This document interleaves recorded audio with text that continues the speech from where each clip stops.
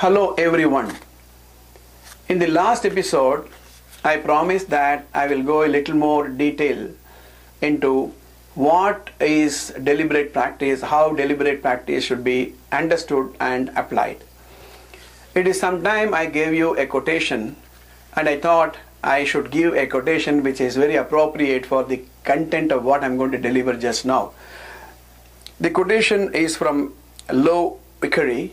It says, 4 short words sum up what has lifted most successful people above the crowd. He talks about 4 short words which have helped people to achieve great things.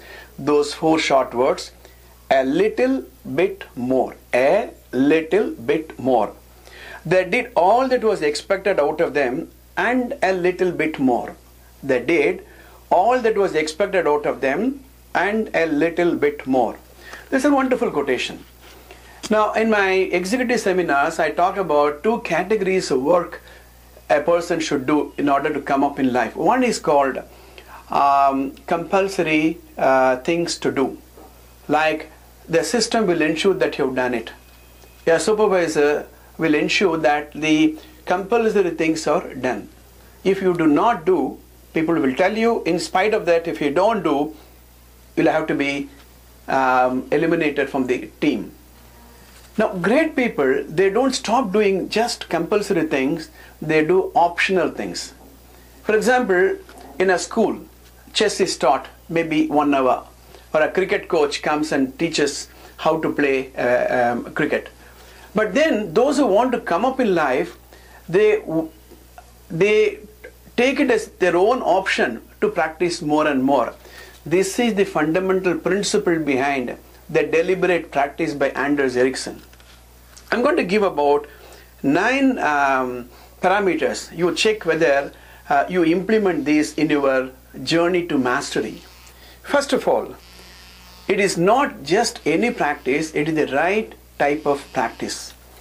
You've heard about the term, practice makes it perfect. It is not every practice which makes it perfect.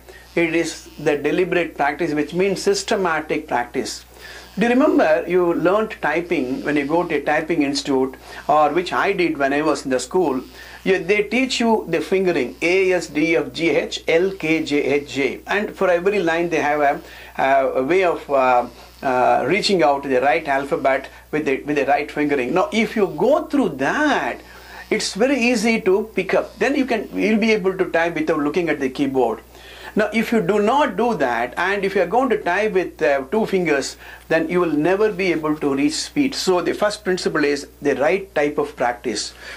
The second one, the infrastructure and resources are very, very important. The infrastructure and resources. Let's say that I want to become a good swimmer. Then the type of equipments I have is very, very important. Where I practice is very, very important. If I do not have access to a good standard swimming pool, I will not be able to do that. Similarly, if you are playing cricket, the type of bat that you are using is very, very important.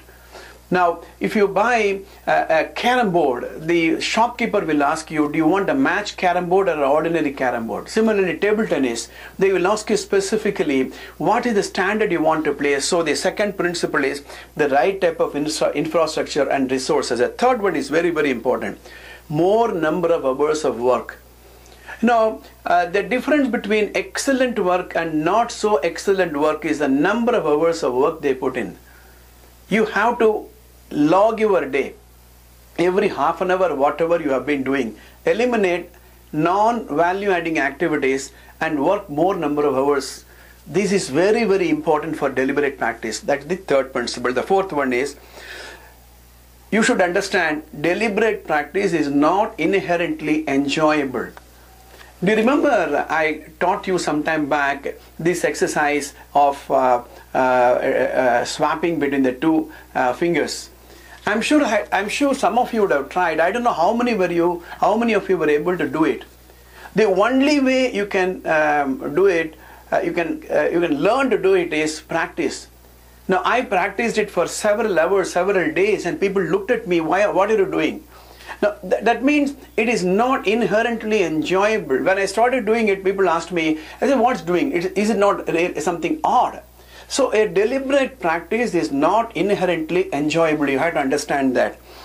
The fifth one is, it is not paid performance. That means, as I've already explained to you, if I want to become a chess master, if I want to become a world chess champion, the number of hours I play with an opponent in a match is not counted for the purpose of deliberate practice. It is the practice, it is the practice session, it is the number of hours I log in with a coach which will be taken into account. That's very, very important. The sixth one is relevant to the skill being practiced. That means if I want to play cricket, now you need to be very clear whether you want to be a batsman, you want to be a bowler. Right? Now, if you want to be a batsman, then all the skills relevant to be a good batsman, that will be taken into account for the purpose of deliberate practice. Now, you would have seen in the television news items how the cricket players are trained. They even play football, they play volleyball, maybe they will do some jogging. Right. Now, all that is required for a physical fitness, but they will be doing some specific exercises focused to develop their skill of batting or bowling or fielding or whatever. So it has to be relevant, right? Then the seventh is very, very important. It is not watching, it is not observing somebody playing, but it is really practicing which is important. For example, if I want to become a world-class singer, any number of performances I can go and attend, I can listen, I can see, but that will not be taken into account for the purpose of these 10,000 hours in 10 years of time. Eighth one, it is taxing, first of all. You will have to really take effort and a lot of attention is required. Now, the difference between a deliberate practice and an ordinary practice is, a person who is practicing ordinary chess will take it as a hobby. But the person who wants to become world chess champion will be totally involved. That's the difference between just playing a game for the purpose of hobby and focusing to become somebody great in that field. The eighth, the last but not the least, is it has to be coach driven. It has to be coach driven. Now, you need to have a coach. Now, if you want to be a best cricket player, right? If you want to be a best batsman, go to the best coach. If you want to learn yoga, for example, you should have a good person, a person who is very good in yoga. What you do not have, you cannot give, right? What you don't believe, you cannot teach. You need a coach. It is coach driven. Now, these are the parameters. Maybe you can take it down, these 8 parameters, and rate yourself. How do you fare in these 8 parameters? Right. The question is, what skills do we require? I'm going to give a very interesting story or a very interesting fact I came across some time back about eagles. Wait for my next episode. I promise I will try to make a difference in your life. See you in my next episode.